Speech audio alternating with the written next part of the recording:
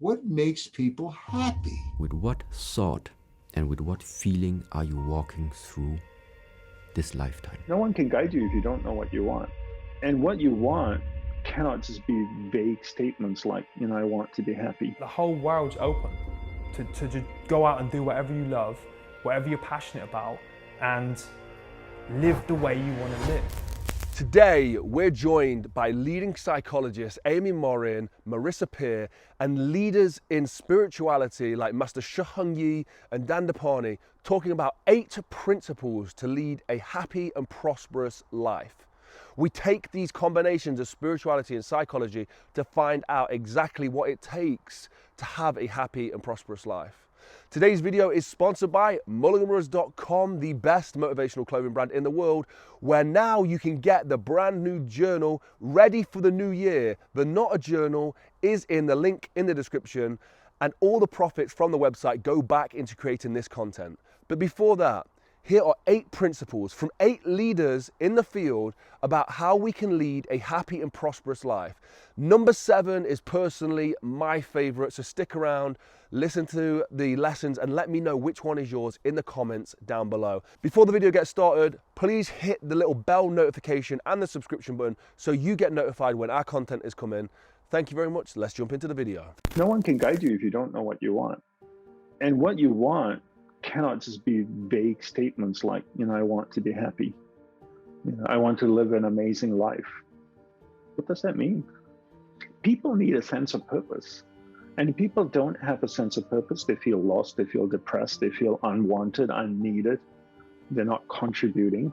Kids feel the same way too, right? When kids don't have a purpose or something greater need to do something, then they don't feel any importance. Then where do you channel all that energy? Energy is so powerful, right? And energy has the ability to create things. So if you don't have a point of focus for the energy to flow, then it's going to go all over the place. Just take water coming down from a mountain. If it was spreading all over the mountain, that's one thing. But if you could channel all that water down a river or a stream, a river, you could harness that water, generate electricity, use that for, irrigation, all kinds of things. Energy is the same way. When you have a central purpose, it's almost like you're channeling all that energy to one place. Then it's easier to manifest things, to create things that you want. As a result, people feel happier, more fulfilled. But when you don't have that, then it's just going all over the place. Sometimes it's invested in things and people that we don't like, that are not aligned with us, which results in experiences that are unpleasant. And it just creates complication. We all want a sense of purpose, a sense of meaning, a sense of belonging to something. You have to remember, and recollect that you have control of your mindset, that you give meaning to everything that you see. The second is you have control of your heart set. You have control of the way you feel. And then finally, you have control of your handset. You have control of the activities that you do each day. Activity you get paid for, activity you don't get paid for, activity you have planned, activity you don't have planned, and even your sleep. If you realize that you have control of your mindset, heart set, and handset, then you'll realize that the world is always changing, growing, and accelerating around you. And it will allow you to work in symbiosis with that change. You will accelerate, grow, and learn. You will be able to find the light, the love, and the lessons through gratitude. Forgive yourself for the mistakes, failures, and setbacks. Take accountability to continue to attract more of what you want and learn from the stuff that you didn't. And most importantly, live inspired. Live in spirit, connected to the greatest source, this omniscient, all-powerful, all-knowing source that loves you more than your mom loves you, and to be a resource for others, to give that same love, that same light, and those same lessons to others, to empower them, to empower others, to make a lot of money, help a lot of people, and have a lot of fun.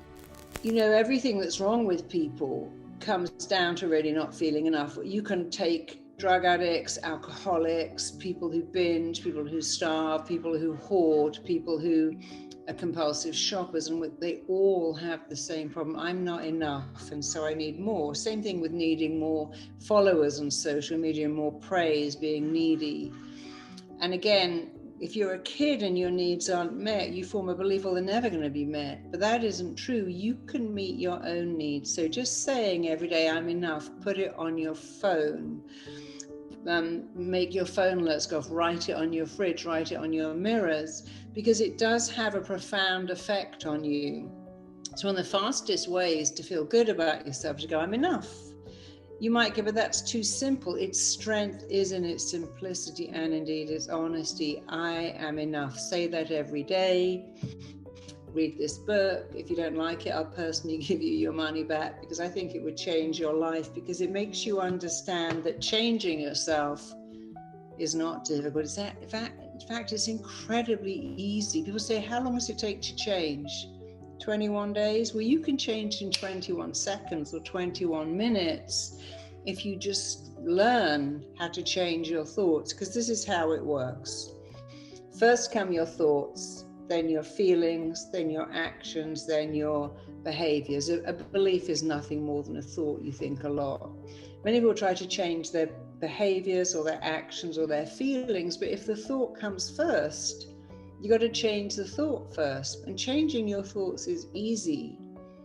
And in fact, it's free. So if you want to feel good about yourself, change your thoughts. Tell yourself every day that you're enough.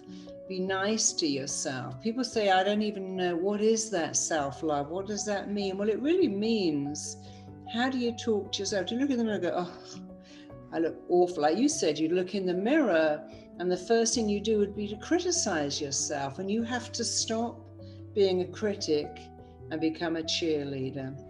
Maybe we have to stop and reflect. Gratefulness. There's a field of psychology that I've been studying. It started by Martin Seligman about 20 years ago, called positive psychology. Now, when people think of psychology, they think of the negative side, helping people who are emotionally distraught, helping the bad side. But there's a good side. What makes people happy? And Marty Seligman started this field about 2000, called positive psychology. And part of positive psychology, just one piece of it, is gratitude. Feeling gratitude and expressing gratitude. And research has shown that when you express gratitude, you feel better yourself. So it's kind of like the answer to your question, maybe people just have to try it. Try it. When you cross the road, a simple thing like that, just thank that driver, man. Just give them a thumbs up, and they might give you a thumbs up back.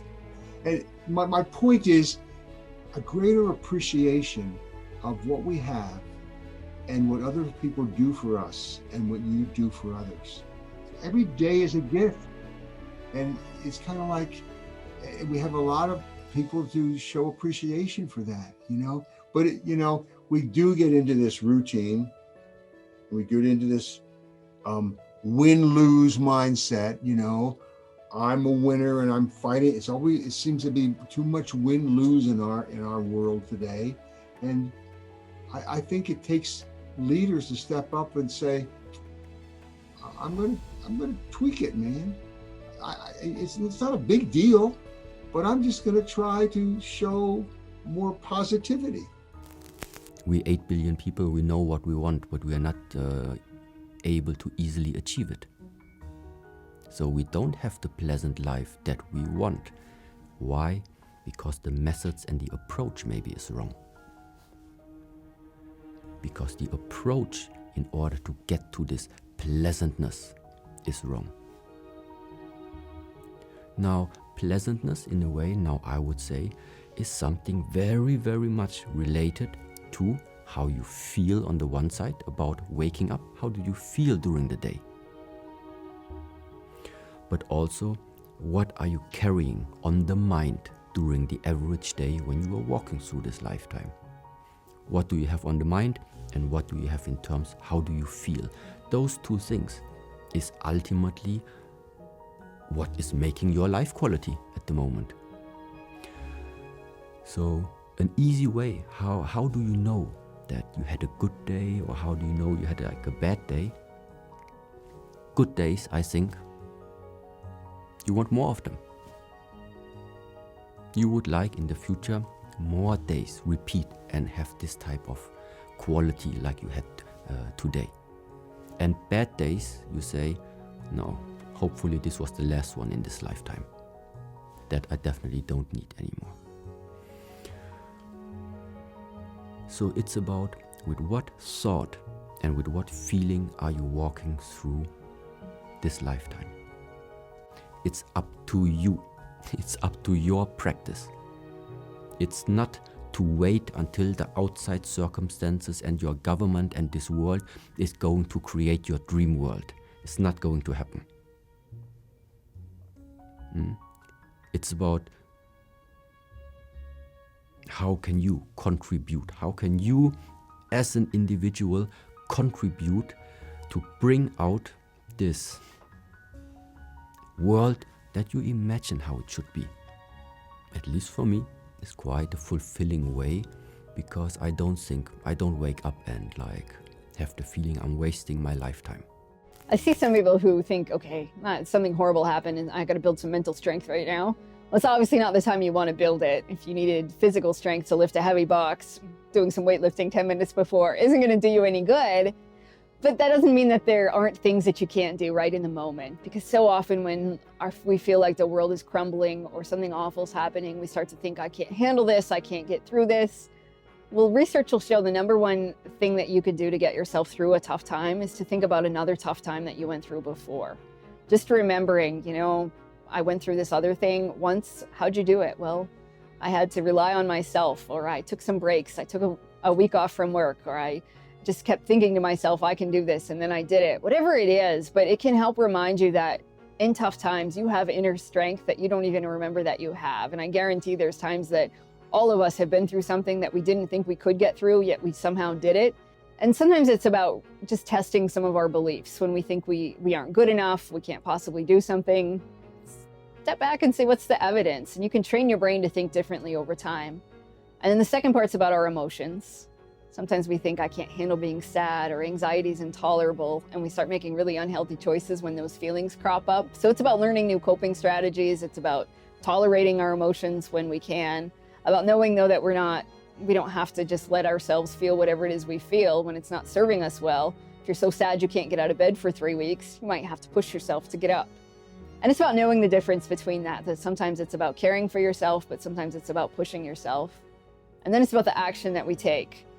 If you're tired one day and you think, oh, I don't feel like going to the gym, sometimes you got to push yourself to do it anyway. Or sometimes you got to make that phone call that you don't want to make, or you got to get up there and give that speech, even though you feel really nervous. And then knowing, okay, well, I'm mentally strong enough to do these things. Even though I don't always feel like it, or I don't always think I am, or I don't always make the right choice, plenty of choices moving forward. And when we do that, we just give ourselves more confidence to know, okay, I'm ready. I can handle whatever life's going to throw my way.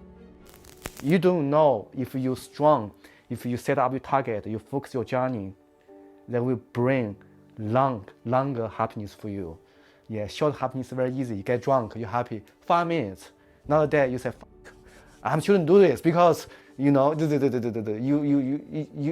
like yourself. Then trust me, 1 week later you forgot. You repeat again.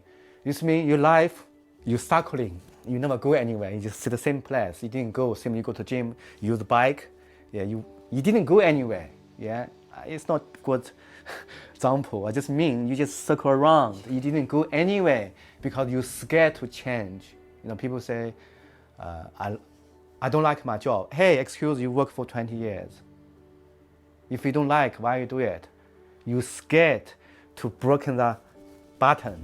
You're scared to change because you don't know if you change what's happened. So this reason, most time, you kill your dream, you kill your direction, you killed. It's not someone killed, you did.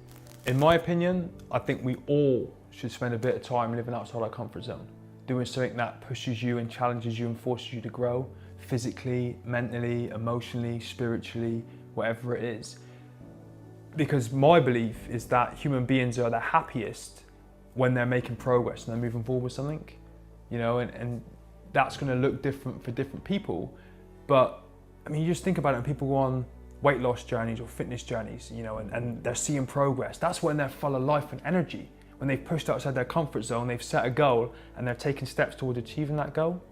You know, you can do that in so many different areas of your life. It could be with your children, with your finances, with your career, you know, but it's not always easy to do because it feels uncomfortable, you know, but that's where the growth is, and that's where the magic happens. You've got to push outside the comfort zone. What I do not want to do is get to, you know, 105 years old, because my big goal is to live past 100, and think that I didn't squeeze all the juice out of my life.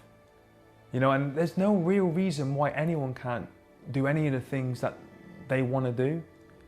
We live in, you know, it's 2021. You can run a business on a smartphone. I've got 100,000 pounds worth of prosthetic legs that I can do anything with. I can travel the world independently as a guy missing 3 limbs. I can do whatever I want.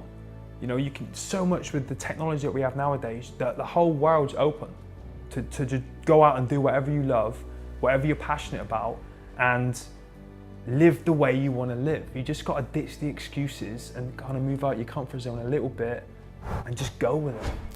Thank you so much to all those people who are involved in this project. We are currently flying around the world to get as many different people as we can, and we're really excited to show you all our new content. So please, please, please, hit the notification bell, guys. It means that you will be notified when the new content comes through, and YouTube and all the good algorithms will also be notified that you guys are watching the content. Subscribe if you haven't already as well. All the people from this video are going to be linked in the description, and I just want to say a massive thank you to everybody again. Mulliganbrothers.com is what makes this possible. The new Not a Journal is in the link in the description. There is only a limited quantity, and we are seeing that the amount of orders that we're shipping out of the journal are crazy right now, and I guess people are starting to get ready for the new year. So if you want to get ready for the new year as well, the journal is linked down below. All the profits from the website literally go back into making this content possible, and it means that we can hammer home the Inspire Change message. So thank you so much to everybody. Go follow me on Instagram at Jordan Mulligan Brother. Go say hello. Have a blessed and productive day, and I'll see you in the next one. Peace.